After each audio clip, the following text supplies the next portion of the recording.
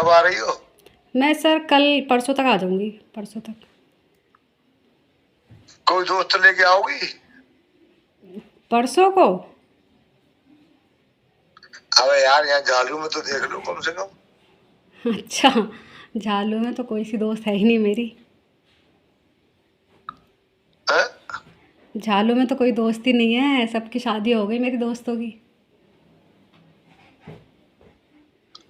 तो शादीशुदा का मना कर देगी? शादीशुदा? हाँ। अब देखती हूँ। मना कर देगी क्या तुम्हारे कहने से?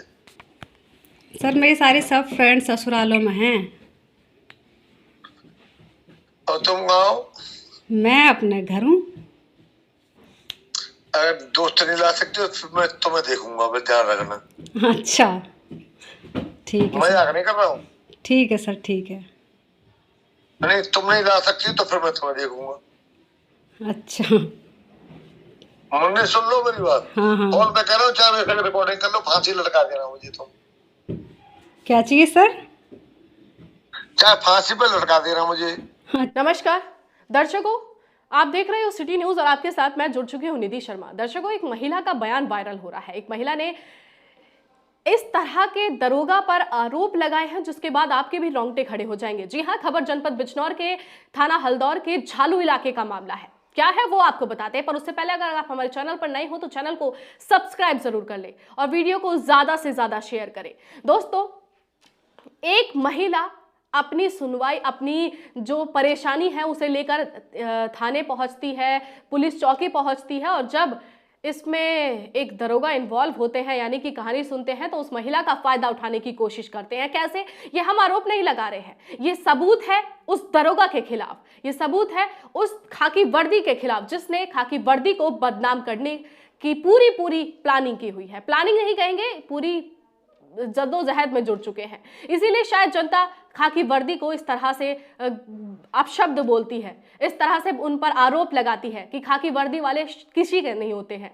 ठीक है, ये कहा जाता है कि महिला की सुरक्षा करेंगे, हमारी सुरक्षा के लिए है, जनता की सुरक्षा के लिए है, पर ऐसे दरोगा को क्या कहोगे जिसने महिला को ये कहकर उसकी जो परेशानी थी ये कहकर सॉल्व करने को कहा कि पहले तुम मुझे दोगी, मेरे साथ रात व्यतीत करोगी, मेरे साथ रहोगी।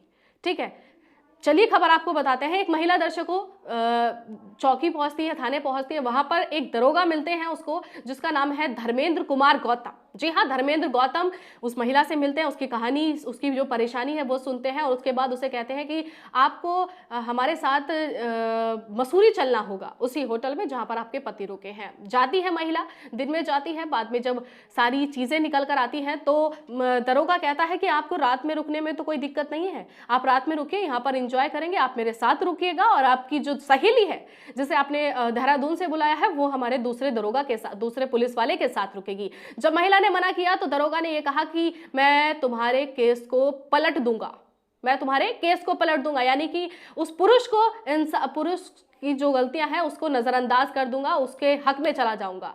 बाद में दर्शकों किसी तरह से जब महिला ने उसको मना किया तो उसने कहा कि आपको दिल्ली भी चलना होगा, दिल्ली के होटल में भी जाना होगा।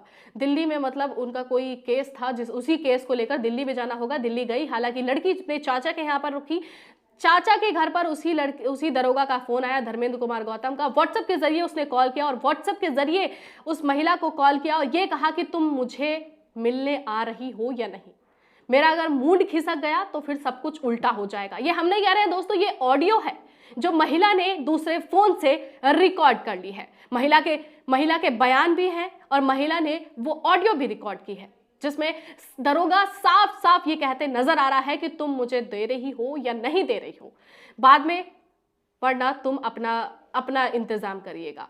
ठीक है, हम अफसर हैं। हालांकि दर्शकों पत्रकारों को लेकर भी कहा है कि ऐसे पत्रकार बहुत देखे हैं। ठीक है, मैं अफसर हूं और अफसर की तुम्हें औकात नहीं पता है। ऐसे अफसरों की औकात दर्शकों पता है हमें, जो इस तरह से महिलाओं को मतलब जो खिलौना समझते हैं, जो उनकी परेशानियों का नाजायज फायदा उठाते हैं। इसीलिए शायद जनता इन पर विश्वास नहीं करती है। किस तरह से करेगी? क्योंकि ये जो ऑडियो वायरल हुई उसके बाद आपके भी रोंगटे खड़े हो जाएंगे। हम ज़्यादा बात ना करते हुए आपको ऑडियो सुनाते हैं और आपको वो बयान भी सुनाते हैं जिसमें महिला ने दरोगा पर आरोप लगाए हैं। आप पूरी वीडियो सुनिएगा और उसके बाद अपनी राय जरूर रखिएगा और वीडियो को ज़्यादा से ज़्यादा शेयर करिएगा। आपकी वीडियो शेयर करने से शायद ऐसे दरोगा या ऐसे अफसरों की आंखें खुल जाए और वो ये करने से डर जाए। देखिए हमारी खास रिपोर्टर अमीन अहमद के साथ। मैंने केस किया था अपने हस्बैंड के खिलाफ। उसने मुझसे शादी की थी सुहेब ने, और उसके घर वालों के खिलाफ उन्होंने दहेज मांग की है और लड़का जब से गायब है। तो जब मैंने केस किया, ये हल्दौर थाने में केस हुआ है, दर्ज हो गया है।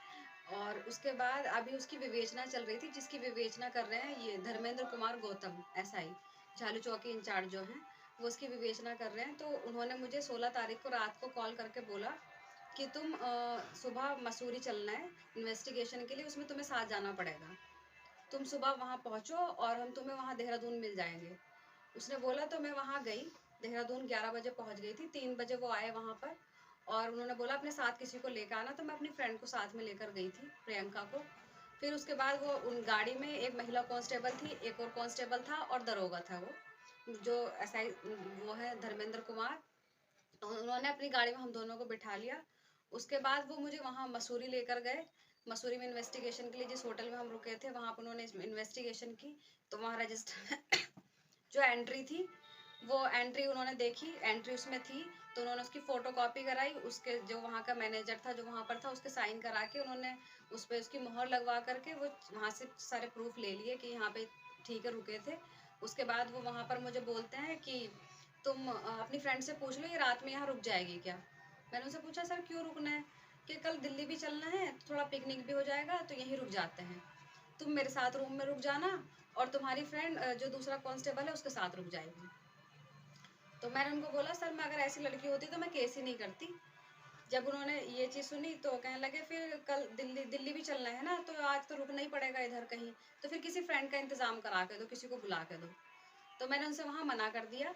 उसके बाद वो वहाँ मसूरी से देहरादून आए। देहरादून में दिलाराम चौक पे मेरी फ्रेंड उतर गई, उसका घर वहीं था, वहीं रह रही थी वो।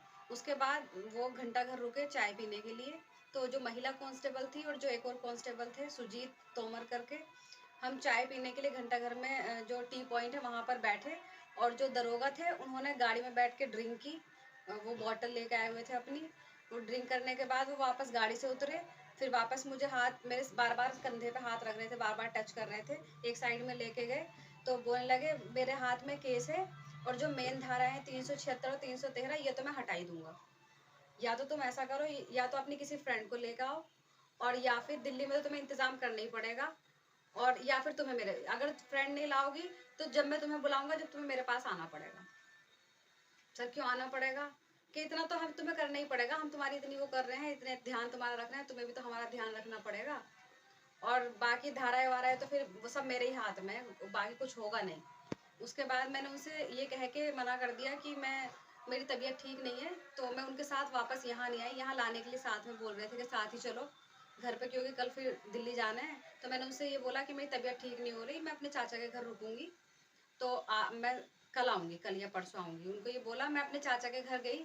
जैसे ही चाचा के घर गई उनकी व्हाट्सएप पे कॉल आई मेरे पास कि तुम पहुँच गई और तुम्हारे पास में कौन कौन है।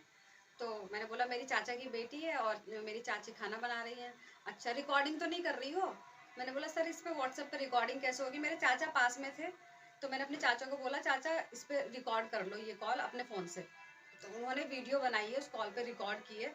तो उसमें भी वो वही चीज़ बोल रहे हैं कि झालू में अपनी कोई फ्रेंड लेके आओ अपने साथ। तो मैंने उनको बोला सर मेरी झालू में कोई फ्रेंड नहीं है, मेरी सारी फ्रेंड्स की शादी हो गई है और सब अपनी अपनी ससुराल में है। तो सब ससुराल में, तुम कहाँ हो। मैंने बोला मैं अपने घर हूँ। तो फिर वो तो फिर तुम्हें आना पड़ेगा, अगर फ्रेंड नहीं आएगी तो तुम्हें आना पड़ेगा।